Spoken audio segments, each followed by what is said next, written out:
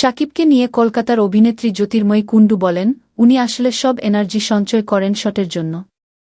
ঢাকাই সিনেমার superstar Shakib Khan shooting সেটে তার সব শক্তি অভিনয়ের জন্য সঞ্চয় রাখেন বলে মন্তব্য করেছেন কলকাতার অভিনেত্রী জ্যোতির্ময়ী কুণ্ডু। এই অভিনেত্রী শাকিবের Prince once upon a time in Dhaka সিনেমার সহশিল্পী।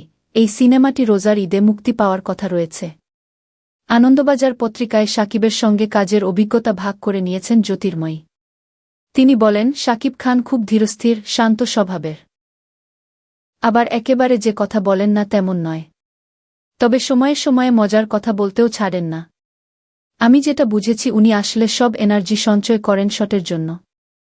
জ্যোতির্ময়ীর বটপর্দায় যাত্রা শুরু হয় অভিনেতা দীপক অধিকারী দেবের প্রজাপতি 2 সিনেমা দিয়ে। দেব আর শাকিবের সঙ্গে কাজ করার পার্থক্য কেমন ছিল প্রশ্নে অভিনেত্রী বলেন, খুব যে পার্থক্য আছে তা নয়। দুইজনেই মাটির মানুষ। সবকিছু সহজ করে দিতে পারেন। আর প্রচুর পরিশ্রম করতে পারেন। প্রিন্স সিনেমার শুটিংয়ের একটি অংশ হয়েছে শ্রীলঙ্কায়। এর মধ্যে সমানে এসেছে প্রিন্স সিনেমার 16 সেকেন্ডের মোশন লুক।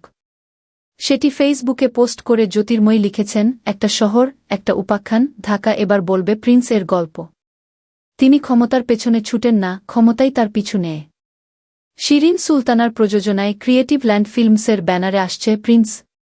পরিচালক আবু হায়াত মাহমুদের পরিচালনায় এই সিনেমায় শাকিবের বিপরীতে আরও অভিনয় করেছেন ঢাকার 2 অভিনেত্রী তাসনিয়া ফারিন ও সাবিলা নূর।